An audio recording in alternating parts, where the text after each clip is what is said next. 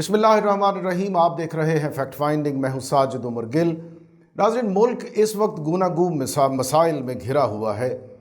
سیاست کے میدان میں بھی بہت گرما گرمی ہے اور کچھ لوگوں کا بڑا محتاط اندازہ ہے کہ یہ کہیں کسی سیاست گردی میں نہ ڈھل جائے صورتحال اور ملک کے لیے یوں مزید مسائل جنم دینے کا باعث نہ بن جائے۔ دوسری طرف آپ جانتے ہیں کہ میڈیا کو سلطنت کے ریاست کے اہم ترین ستونوں میں سے ایک گردانا جاتا ہے۔ عرصہ دراز سے صحافتی میدان میں بھی جو ہمارے کارکن صحافی ہیں ان کے لیے بہت سی ایسی مشکلات ہیں جن کا فی الحال کوئی حل دکھائی نہیں دیتا۔ آج میری مہمان شخصیت ہیں جناب بابر ڈوگر۔ آپ سینئر جرنلسٹ ہیں، تجزیہ کار ہیں، اور اس کے ساتھ ساتھ ان کے شانوں پر ایک اور اہم ذمہ داری کا بوجھ بھی ہے، وہ سیکرٹری لاہور پریس کلب بھی ہیں۔ چنانچہ وہ اپنی صحافتی برادری کے جو مسائل ہیں انہیں حل کرنے کے لیے تگ و دو کا حصہ ہیں۔ جناب بابر ڈوگر، آپ کی آمد کا بہت شکریہ۔ بہت شکریہ ساجد بھائی، ہمیشہ سے آپ کو آئیڈیلائز کیا اور یہ سوچا بھی نہیں تھا کہ کسی دن آپ کے ساتھ اس طرح سے نشست ہوگی، تو یہ تو میرے لیے بڑا آنر۔ ارے بھائی، آپ بڑے سیزنڈ جرنلسٹ ہیں بذات خود، آپ ماشاءاللہ ایک بڑی جیسے وہ لوگ جن سے آپ سیکھ رہے ہوتے ہیں اور پھر اس طرح کی ایک نشست ان کے ساتھ ہو جائے تو یہ تو سونے پہ سہاگا ہو جاتا ہے۔ چلو، یہ سیکھنا سکھانا اصل میں دو طرفہ ٹریفک ہے، ہم کچھ بھی نہیں، ایسے ہی مشت خاک ہیں۔ اچھا، یہ بتائیے کہ جو ملکی سیاسی صورتحال ہے، آپ اپنے شو میں بھی بہت اہم اس پہ نظر رکھتے ہیں، گہری نظر رکھتے ہیں، آپ کی جو تجزیے ہیں وہ نظر سے گزرتے رہتے ہیں، آپ کی نگاہ ہے ان مسائل پر۔ مسائل کی وجوہات تو سمجھ آتی ہیں، کوئی حل ہے ان کا؟ ساجد بھائی، مسائل کی وجوہات جو آپ نے کہا وہ تو بالکل سمجھ آ رہی ہیں۔ جیسے عمران خان کہہ رہے ہیں کہ NRO نہیں دوں گا، تو ایشو اس وقت جو اپوزیشن کو سب سے بڑا ایشو ہے وہ یہ ہے کہ کرپشن ہے، پیسہ کھایا ہے، اور اب ان کی اکاؤنٹیبلٹی ہو رہی ہے تو وہ چیخیں مار رہے ہیں اور وہ یہ چاہ رہے ہیں کہ کسی طریقے سے گورنمنٹ پہ یا اداروں پہ پریشر بڑھا کر یہ کوئی NRO کر لیا جائے، نیب کو ختم کر دیا جائے۔ بار بار آپ ان کی سٹیٹمنٹس دیکھ لیں، رانا ثنا کی دیکھ لیں، شیخ خاقان عباسی کی دیکھ لیں، مریم کی، بلاول کی، یہ سب بار بار یہی رو رہے ہیں کہ کسی طریقے سے یہ جو احتساب ہو رہا ہے اس سلسلے کو ختم کیا جائے۔ اچھا، اب یہ احتساب تو خان صاحب جو ہیں وہ تو بڑے ڈٹرمنڈ ہیں کہ جی میں نے کسی صورت پیچھے نہیں ہٹنا۔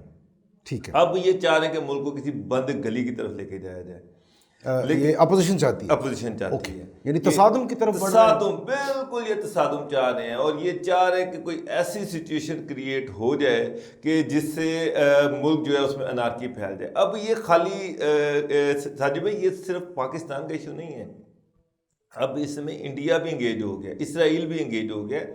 میں اگر اس کو دیکھوں انٹرنیشنل سینیریو میں تو یہ پاکستان کے خلاف ایک سازش ہو رہی ہے اور اس میں یہ ساری اپوزیشن جو ہے اس کا حصہ ہے، اس میں یہ ساتھ ملے ہوئے ہیں۔ بابر، یہ بہت بڑی بات آپ کہہ گئے ہیں۔ خدا نخواستہ دیکھیے نا، ہمارے پاکستانی سیاستدان ہیں یا اپوزیشن جماعتوں کے سربراہان، ان کو سپورٹ انڈیا سے اور اسرائیل سے مل رہی ہے۔ ساجد بھائی، یہ تو پتہ چلتا ہے، یہ تو پتہ چل رہا ہے کہ میاں صاحب جو لندن میں بیٹھے ہوئے ہیں وہاں پہ کن لوگوں سے ملاقاتیں کر رہے ہیں اور وہ ملاقاتیں جو ہیں اس کا ایجنڈا کیا ہے۔ مجھے ایک بات بتائیں، سارے ملک میں اللہ کا بڑا شکر ہے کہ لاسٹ ٹائم جو کرونا کا فیز آیا اس میں ہم اس طرح سے افیکٹ نہیں ہوئے جس طرح سے ساری دنیا افیکٹ ہوئی ہے۔ ٹھیک ہے، آپ دیکھیں دنیا میں جو ایڈوانس کنٹریز ہیں، جہاں امریکہ ہے، یورپ ہے، بیڑا غرق ہو گیا، تباہ ہو گئے وہ سارے، ان کی معیشتیں تباہ ہو گئی، اموات کی تعداد سب سے زیادہ ان بظاہر مہذب اور ترقی یافتہ ترین ممالک میں سب سے زیادہ۔ اللہ تعالیٰ نے ہم پہ خاص کرم کیا، یہ ہمارے ساتھ ایران ہے، یہ ہمارے ساتھ چائنا ہے، یہ ہمارے ساتھ انڈیا ہے، وہاں پہ آپ حالات دیکھیں کیا ہیں۔ اب ایسے سینیریو میں جب بار بار ساری دنیا میں کرونا پھیل رہا ہے، امریکہ میں، یورپ میں، انڈیا میں، ساری دنیا میں، چائنا اس نے بڑی سختی کی ہوئی ہے، وہ اس وقت بچا ہوا ہے۔ گورنمنٹ بار بار کہہ رہی ہے، کیسز آپ کے سامنے آ رہے ہیں، سندھ میں آپ نے جناب وہاں پہ آپ نے لاک ڈاؤن سارا کیا ہوا ہے، وہاں پہ آپ سمارٹ لاک ڈاؤن، اور آپ نے سختیاں کی ہوئی ہیں کہ جی کرونا وہاں پہ پھیل نہ جائے۔ ٹھیک، مختبر کی منگنی ہوتی ہے، وہاں پہ آپ یہ کارڈ پہ لکھ کے دے رہے ہیں کہ جناب پہلے آپ اپنی میڈیکل رپورٹ جو ہے وہ ہمیں ای میل کریں، اس کے بعد انٹری ہوگی۔ اور یہاں پر آپ یہ کیڑے مکوڑے ہیں، میرا مطلب کہ آپ سارے قوم کو اکٹھا کر کے ایک جگہ اکٹھا کر رہے ہیں، سندھ سے بندے بھیج رہے ہیں، KPK سے بندے آ رہے ہیں، پورے پنجاب سے، یہ جب واپس جائیں گے تو کیا لے کے جائیں گے؟ کرونا لے کے جائیں گے, ملک افراتفری کا شکار ہوگا. اچھا چلیں ٹھیک, میں ایک سیکنڈ کے لیے آپ کو یہاں روکتا ہوں. جہاں تک اجتماعات کی بات ہے, آپ نے دیکھا اگلے روز پنجاب بار کا الیکشن ہوا, وکلاء نے وہاں کوئی ایس او پیز نہیں تھے. پھر ہماری پنجاب میں جو وزیر اطلاعات ہیں محترمہ ڈاکٹر فردوس عاشق اعوان, وہ بھی کچھ ریلیاں ان سے خطاب کر رہی ہیں, گھل مل رہی ہیں. تو وہ تضادات نہیں ہیں. گورنمنٹ جو کہہ رہی ہے اس کے برعکس جو اس کے اپنے لوگ ہیں وہ اس پہ عمل پیرا نہیں ہیں, اور اپوزیشن پہ آپ پر جو ہے میں آپ کی بات سے بالکل سہمت ہوں. نہیں میں آپ کی بات سے سہمت ہوں, میں آپ کی بات سے سہمت ہوں. میں تو خود میں یہ پنجاب گورنمنٹ کا بڑا میں اس کا کرٹیکل ہوں کہ یار آپ خود پہلے سیریس ہونا. آپ شادی حال ہیں, وہاں پہ آپ نے بین لگائے, شادیاں ہو رہی ہیں, لوگ ایس او پی کا کوئی لوگ ایس او پی کو نہیں استعمال کر رہے, کوئی ماسک نہیں لگے ہوئے, کوئی سینیٹائزر نہیں ہے, مارکیٹ کھلی ہوئی ہیں, مالز کھلے ہوئے ہیں. آپ عام لوگوں کو دیکھیں, دکاندار جو ہے وہ بھی کوئی اس طرح کا استعمال نہیں ہو رہا. وہاں پر بھی آپ کو سختی کرنی چاہیے. پھر جس طرح سے انہوں نے ملتان جلسے کی ہینڈلنگ کی ہے وہ بھی انتہائی نااہلی ہے ان کی. گورنمنٹ کی بات کر رہے ہیں, گورنمنٹ کی میں بات کر رہا ہوں. ان کو چاہیے تھا اس کو بڑے طریقے سے ہینڈل کرتے, یا تو بالکل ہونے ہی نہ دیتے. اور اگر آپ نے کرنا تھا تو دیکھیں نا حکومت کے پاس ایک مثال بھائی جی, اگر آپ نے کرنا تھا تو پھر آپ یہ کہتے کہ جناب ہم آنے والے لوگوں کو ہم بھی ویلکم کہیں گے, لیکن یہ ہے کہ یہ ایک ماسک اور یہ ایک سینیٹائزر کی شیشی یہ گورنمنٹ کی طرف سے آپ کو مل رہی ہے.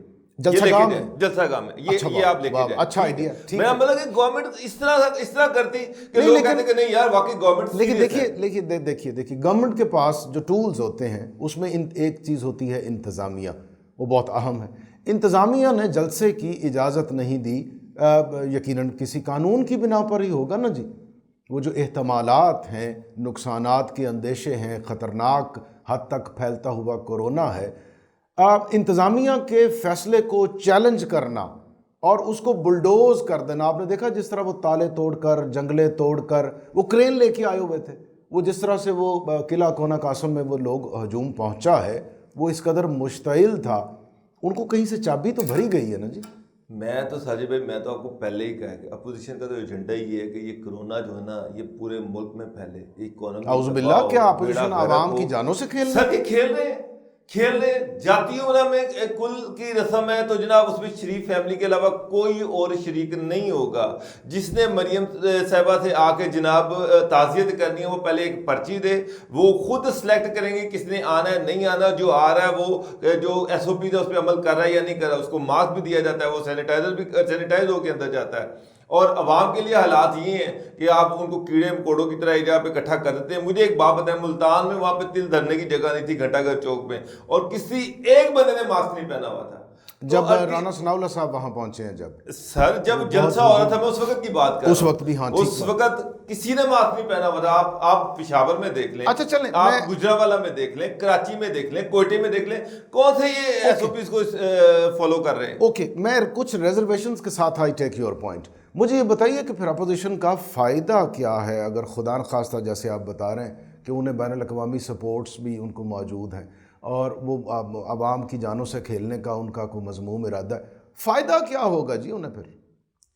سر ساجد بھائی اپوزیشن حکومت کو لتاڑے, گورنمنٹ کی پالیسیز کو لتاڑے, ٹھیک ہے, ان کا حق ہے, جمہوری حق ہے, ان کے ساتھ ان کا جمہوری حق ہے, اس سے میں کوئی دوسری رائے نہیں ہے. آپ جتنا مرضی گورنمنٹ کو اڑا کے رکھ دیں اسمبلی کے اندر, اسمبلی کے باہر, اور یہی آپ کی ڈیوٹی ہے, وہ تو عوام ہم آپ سے ایکسپیکٹ کر رہے ہیں, وہ تو عوام کے حقوق کی پاسداری ہوگی نا سر.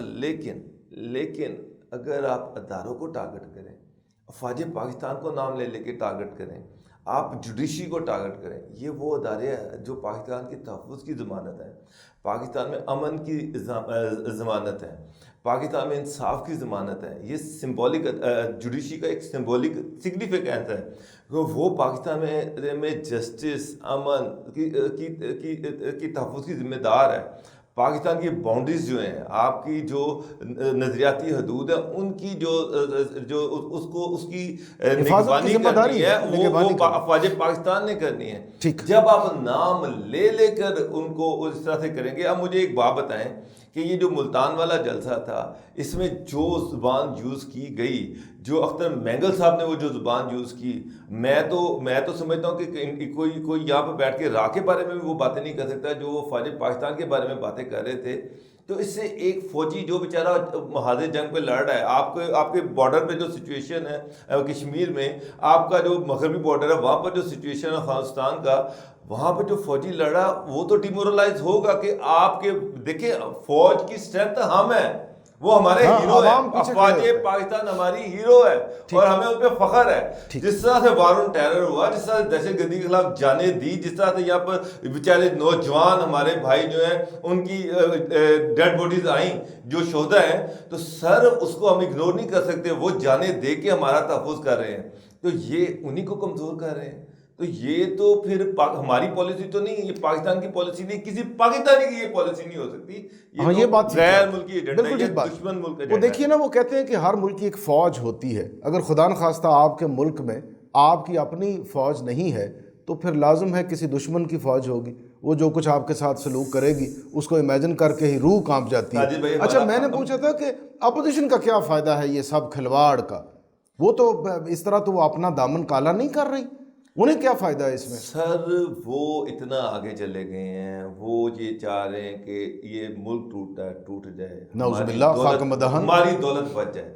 سر جی بھائی، ساری نواز شریف کی ساری فیملی، ساری دولت تو باہر ہے. اسحاق ڈار صاحب باہر ہے نا، وہ پھر جھوٹ پہ جھوٹ بھی بولی جا رہی ہے کہ میرے پاس تو پاکستان سے باہر کوئی پراپرٹی نہیں ہے، اور پاکستان کی پراپرٹی بھی جو ہے وہ بھی حکومت کے قبضے میں ہے. تو سر آپ لندن میں کیسے رہ رہے ہیں؟ لندن میں تو 5 دن نہیں رہ سکتے آپ. اتنی شاہانہ زندگیاں وہاں پہ گزار رہے ہیں، اور ساری دنیا کو پتہ ہے. دبئی میں یہی مریم بھی کہا کرتی تھی پاکستان تو کیا باہر تو کیا میری پاکستان میں بھی کوئی پراپرٹی. وہ خیر ان کے جھوٹ اور تضادات سر ان کے لیے ان کا پیسہ اہم ہے، ان کی لوٹی ہوئی دولت اہم ہے، پاکستانی اہم نہیں ہے. اگر پاکستانی اہم ہوتے نا تو یہ ان حالات میں یہ کہتے کہ ٹھیک ہے جناب 2 مہینے کے بعد ہم ملتوی کریں، 2 مہینے کے لیے 3 مہینے کے لیے ملتوی کریں، اس کے بعد ہم دوبارہ یہ شروع کر دیں گے. چلے ایک اور بات جو کچھ آپ کہہ رہے ہیں ان کے بارے میں، اس میں بہت سارا سچ بھی موجود ہے چونکہ اس کے شواہد اور ثبوت موجود ہیں. دیکھیے نا، ایک دور تھا کہ اسی ملتان کے یوسف رضا گیلانی کے خلاف میاں نواز شریف صاحب کیا کچھ کہا کرتے تھے، اور اگلے روز ملتان میں مریم کورٹ میں چلے گئے تھے کالا کوٹ پہن کے کہ اس کو باہر نکالو، اور ان کی صاحبزادی اسی یوسف رضا گیلانی کو ڈیفینڈ کر رہی تھی اپنی تقریر میں. تضادات تو موجود ہیں. اچھا، اب ایک مجھے اور بات، جی ذوالفقار بھٹو کی اگر آپ اپنے پروڈکشن سے وہ تقریریں نکلوا دیں جس میں نواز شریف صاحب کہہ رہے ہیں کہ یہ غدار ہے، ہاں، بے نظیر کو جو کچھ انہوں نے کہا، یہ غدار ہے.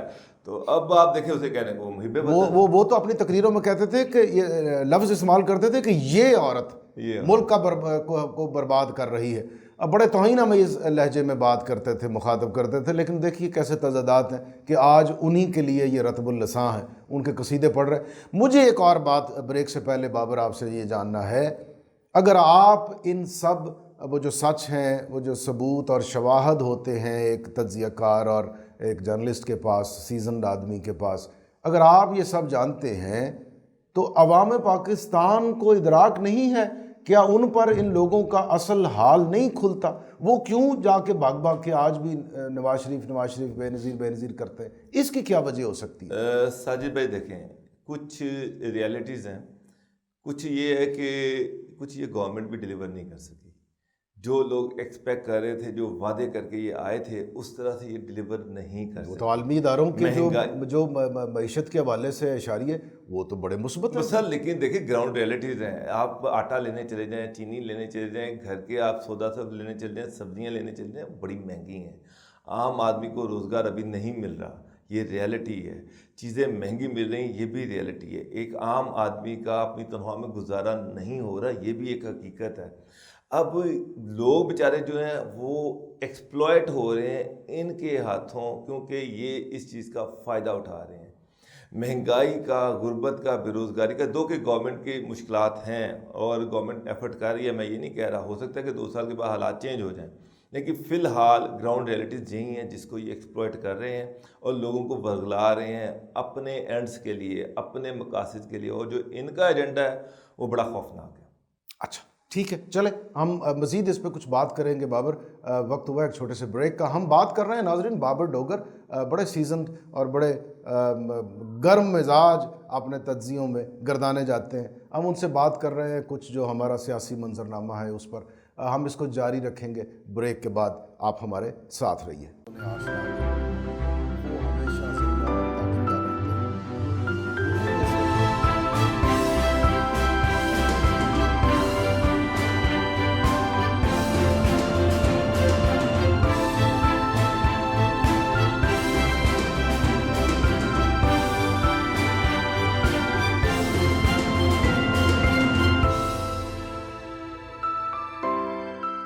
वेलकम बैक नाजरीन, आप देख रहे हैं फैक्ट फाइंडिंग। मैं हूं साजिद उमर गिल और आज मेरी मेहमान शख्सियत हैं very vibrant young man Babar Dogar. इनकी गुफ्तगू आपने ब्रेक से पहले सुनी और इनका इस्तदलाल भी आप जान चुके हैं। बाबर डोगर, मुझे आपसे कुछ और उमूर पर भी बात करना है। देखिए, जब हम सियासी जो हमारे कायदीन हैं मुल्क उनके रवैयों पर बात करते हैं तो जो कज रवि उसमें जिसका इजहार होता है उस पर हम तनकीद भी करते हैं और हमारा हक़ है कि हम बात करें, मसाइल को उजागर करें, लोगों को उससे रोशनास करें, आशना करें, ताकि कोई इन मसाइल के हल का रास्ता निकल पाए। ये मकसूद होता है। आप अपनी सहाफ़ती बरादरी के कायद हैं, आप सेक्रेटरी लाहौर प्रेस क्लब हैं। काफ़ी अरसे से सहाफ़ती मैदान में जो हमारे कारकुनान हैं वो मसाइल का शिकार हैं। वो ऐसे ही जैसे अवाम पाकिस्तान हमारे सियासी कायदीन के हाथों से दुखी है, उसी तरह से हमारे जो कारकुनान हैं वो भी बेचारे परेशानी का शिकार हैं। कोई हल उनके मसाइल का, या जब से आप अपनी मसनद पर आए हैं ज़िम्मेदारी पर, तो आपने इस हवाले से कोई आपकी कारकर्दगी, put up your cards on the table. Sajid भाई, इसमें कोई शक नहीं है कि जब से ख़ास तौर पे पीटीआई की गवर्नमेंट आई है तो मीडिया पे एक बहरान की कैफियत है। इससे पहले ये था कि पिछली जो गवर्नमेंट थी, जिस तरह से वो अंधाधुंध उन्होंने बड़े बड़े प्रोजेक्ट बनाए बग़ैर सोचे समझे कि इससे आवाम को कोई फ़ायदा होगा या नहीं होगा, और मीडिया को खुश करने के लिए बेतहाशा इश्तिहारात दिए। कई ग्रुप्स खरीद रखे थे तकरीबन, बिल्कुल सर, उनके पे रोल पे थे और उनको अंधाधुंध इश्तिहारात दिए और वो उनकी पॉलिसीज़ को टो भी करते थे। सर, उनके स्पोक्समैन थे वो सारे, ये गवर्नमेंट के वो स्पोक्समैन बने हुए थे वो सारे। ठीक। अब ये मौजूदा गवर्नमेंट आई, उसके साथ एक फाइनेंशियल क्रंच भी आ गया, एक माशी बहरान भी आ गया। उस माशी बहरान का जो इम्पैक्ट है वो जब हर जगह पर गया वो मीडिया पर भी आया, हमारे इश्तिहारात कम हो गए। अब ये एक टेस्ट केस था मालकान के लिए। वो मीडिया के मालकान कुछ वो ब्लैक मेलिंग एज पे भी तो चले गए थे ना। मैं आपको बता रहा हूँ कि ये एक वो समझते थे कि हम ही अंधदाता हैं, जो हम कहेंगे वो होगा।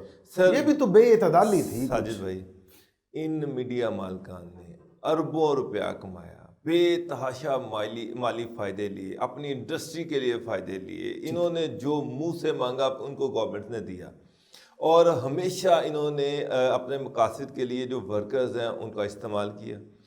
अब जब थोड़ा सा एक माली बहरान आया तो इनको चाहिए था, ये खरबपति लोग हैं, कि इनको चाहिए था चलें यार 1-2 साल ऐसे हैं, इसको हम थोड़ा सा हिम्मत करके तो इसको हम आगे बढ़ जाते हैं और वर्कर्स को सपोर्ट करते हैं। लेकिन अनफॉर्चुनेटली ये इन्होंने वही ये खून चूसने वाले जो हैं ड्रैकुला हैं, इन्होंने थोड़ा सा माली बहरान आया। मीडिया मालकान के बारे में कह रहे हैं कि ये खून चूसने वाले ड्रैकुला हैं। चूसने वाले ड्रैकुला हैं। ये जितने मीडिया मालकान हैं ये वर्कर का खून चूसते हैं, उससे ये ताकतवर हो रहे हैं।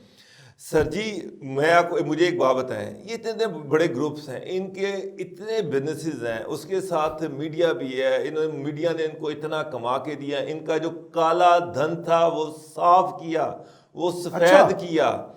उसके बावजूद अब इन्होंने ये किया कि वो क्या उसमें सहाफ़ती कारकुनान की मुआवनत से ये सब हुआ सर, या कुछ मादूदे चंद लोग थे? सर, मेजॉरिटी जो यहाँ पर आई है वो अपना काला धन साफ करने आई है। नज़रियाती सहाफ़त तो मुझे कहीं नज़र नहीं आ रही। अब तो सिर्फ माशी बेहतरी के लिए, अपने कारोबार को आगे बढ़ाने के लिए ये सारे लोग यहाँ पर मौजूद हैं और उसके लिए ये सारा कुछ किया जा रहा है।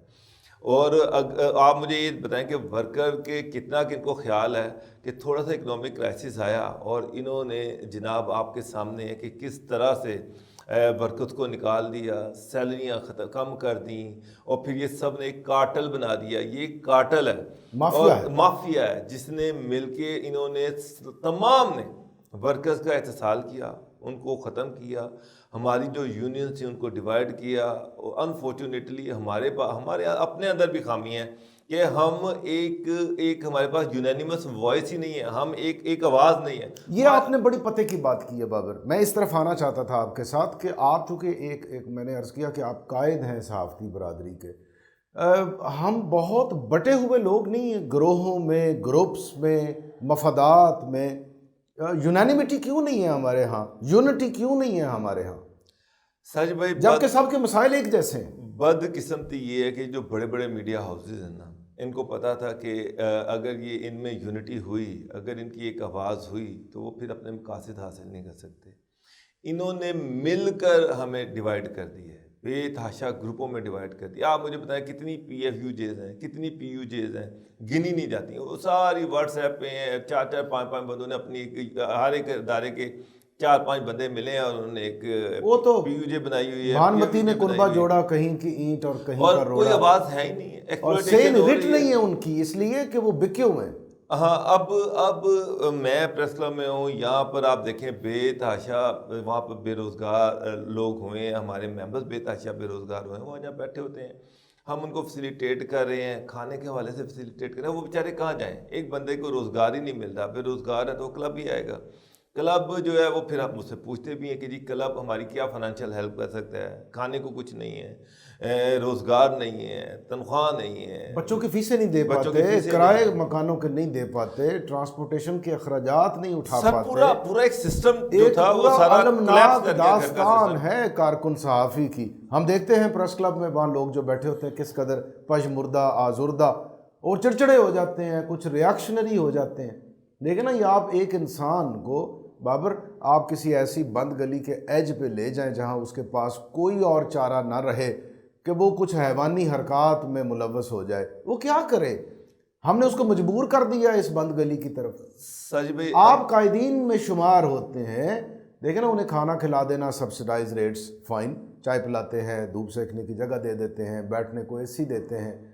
آپ کے تئیں یہ بہت کچھ ہے، مگر درکار اس سے زیادہ ہے، ضرورت اس سے زیادہ ہے. ساجد بھائی وہ میں کوئی ہم ان پہ احسان نہیں کر رہے. یہ کلب ان ورکرز کا ہے، ان کا ہے، میرا کلب نہیں، یہ ہم سب کا کلب ہے. اور یہ کلب کی ذمہ داری ہے کہ ہم ان کو فیسیلیٹیٹ کریں. یہ میں ایک آئین کے تحت آیا ہوں، میری آئینی ذمہ داری ہے کہ میں ان سب کو فیسیلیٹیٹ کروں. بالکل ٹھیک. اب لوگ اس سے زیادہ ایکسپیکٹ کر رہے ہیں.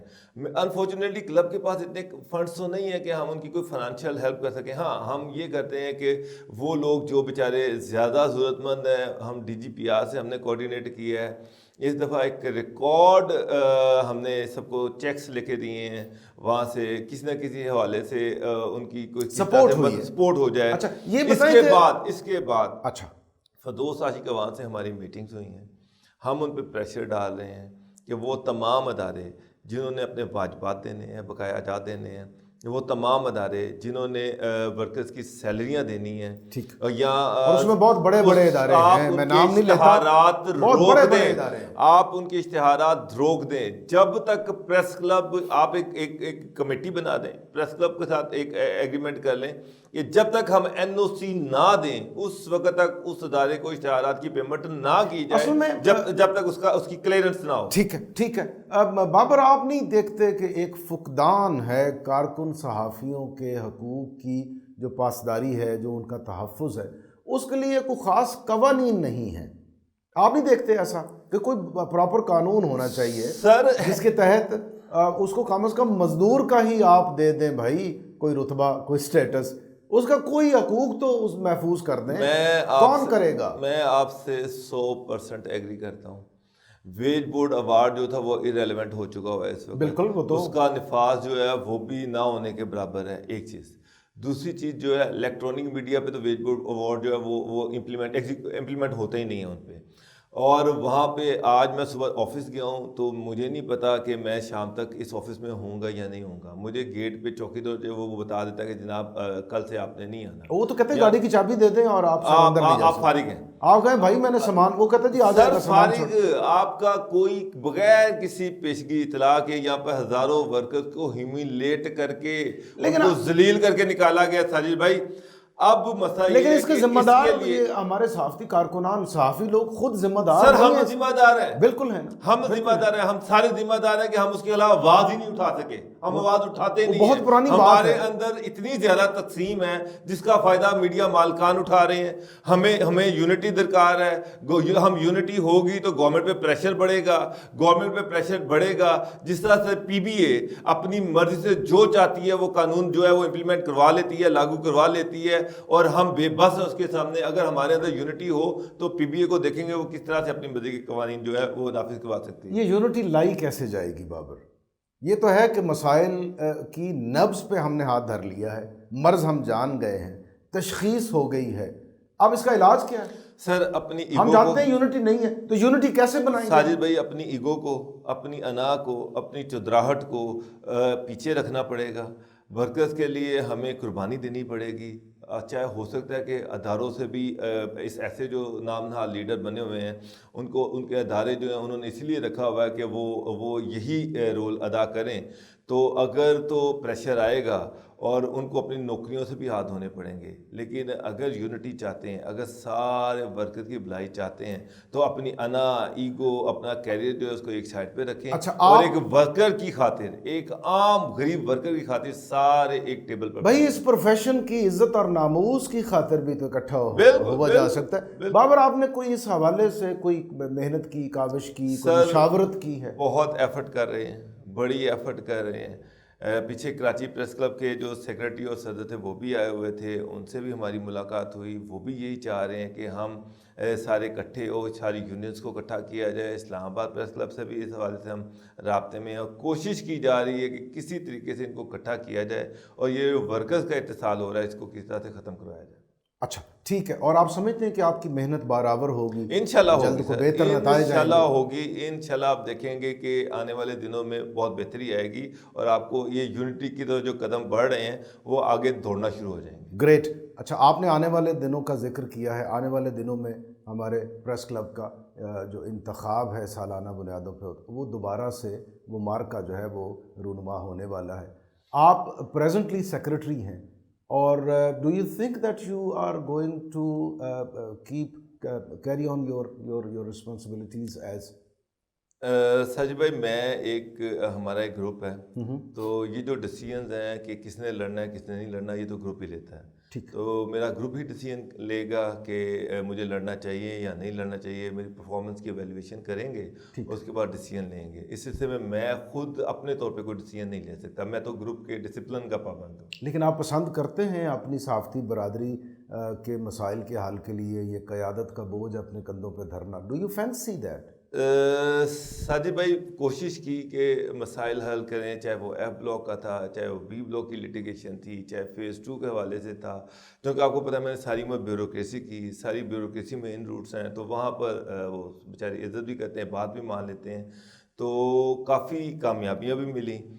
تو ایک خواہش تو ہے کہ یہ جو چیزیں ہم لے کے چلے ہیں اس کو ہم کمپلیٹ دی اینڈ تک لے کے جائیں، اور لوگوں کے جو مسائل ہیں وہ ایک دفعہ یہ ریزیڈینشل ایشو جو ہیں، یہ جو مکان کا خواب جو ہے ہر صحافی کا، جو بیچارہ دن رات کام کرتا ہے، شام کو مہینے کے اینڈ پہ تنخواہ بھی پوری نہیں ملتی یا ملتی نہیں ہے، یا بے روزگاری کا سامنا کر رہا ہے، کم از کم لاہور جیسے شہر میں اس کو ایک اپنا گھر اس کا ہونا چاہیے۔ اس پہ ہمیں خاصی کامیابیاں ملی ہیں، تو ایک خواہش تو ہے کہ ہم اس کو آخر اس کے انجام تک لے کے جائیں۔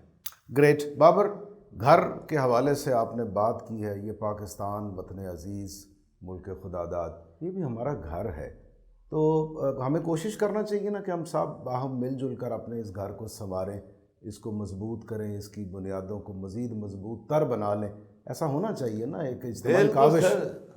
یہ ہمارا گھر ہے، ہماری آئیڈینٹی ہے، ساری دنیا میں ہماری پہچان ہے۔ لیکن آپ بدنصیبی دیکھیے کہ جو مسائل کے سیاہ حالے سیاست اور معیشت کو گھیرے ہوئے ہیں وہ ہماری صحافت کو بھی انہی حالوں نے گھیر رکھا ہے۔ یہ کیسی بدنصیبی کی بات ہے؟ تو ہمیں باہم مل جل کر مشاورت سے اور نیک نیتی سے، اخلاص سے آگے بڑھنے کے لیے، باوقار زندگی کے لیے کوئی کاوش کرنا ہوگی، تاکہ ہم اپنے ملک پاکستان کو مزید اور اس سے بھی زیادہ مزید خوشحال اور باوقار بنا لیں۔ کچھ کرنا چاہیے بابر ہمیں مزید اس حوالے سے۔ بالکل سر، میری ایک بات سنیں، پاکستان ہماری پہچان ہے، ساری دنیا میں ہماری آئیڈینٹی ہے۔ پاکستان خوشحال ہوگا تو ساری دنیا میں پاکستان ایک اچھا میسج جائے گا کہ پاکستان ایک گروئنگ اکانومی۔ بالکل ٹھیک۔ میرا بھی دل کہتا ہے کہ پاکستان G20 کا حصہ ہو، میرا بھی دل کہتا ہے کہ پاکستان دنیا میں ایک طاقت ہو، میرا بھی دل کہتا ہے کہ میں جب کسی ایئرپورٹ پہ، انٹرنیشنل ایئرپورٹ پہ اتروں تو وہ لوگ مجھے عزت اور احترام دیں کہ یہ پاکستانی ہے یار، اس پہ ہم، یہ تو بڑا زبردست ہے۔ جس طرح دوسری دنیا کی سپر پاور کے جو لوگ آتے ہیں تو ان کو وقار دیا جاتا ہے، ہمیں بھی وقار ملے۔ میں بھی یہ چاہتا ہوں کہ ہمارے ساتھ ڈسکریمنیٹری سلوک نہیں ہونا چاہیے۔ میں بھی یہ چاہتا ہوں کہ ہم دنیا میں جائیں تو لوگ کہیں کہ یہ بڑی دیانتدار قوم ہے، یہ بڑے محنتی لوگ ہیں۔ تو اس کے لیے ہم ہر ایک کو اپنا رول پلے کرنا پڑے۔ بالکل ٹھیک ہے Babar, thank you very much for talking to us. ناظرین، یہ جو آخر میں ہم نے بہت گرما گرم سی اور بہت دل دکھانے والے ایشوز بھی آئے اس میں، وطن عزیز پاکستان کے مسائل کے حوالے سے، لیکن آخر میں یہ جو ہم نے جس خواب اور خواہش کا ذکر کیا، آپ نے سنا بابر کہہ رہے تھے کہ ہمارا گھر ہے، اس کو سنوارنا ہم سب کا، ہم ایک باہم مل جل کر ایک ذمہ داری ہے۔ تو ناظرین، یہ ذمہ داری اگر ہم آج سے نبھانا شروع کر دیں گے نیک نیتی اور اخلاص سے، تو وہ دن بہت جلد آئیں گے کہ ہم اپنے وطن پاکستان کو ایک بہت عظیم الشان ملک کے طور پر دیکھ پائیں گے۔ ساجد عمر گل کو فیکٹ فائنڈنگ سے اس دعا کے ساتھ اجازت دیجیے کہ وطن عزیز پاکستان پر وہ فصل گل اترے کہ جسے کبھی کوئی خوف خزاں نہ ہو۔ اللہ نگہبان، زندہ باد پاکستان۔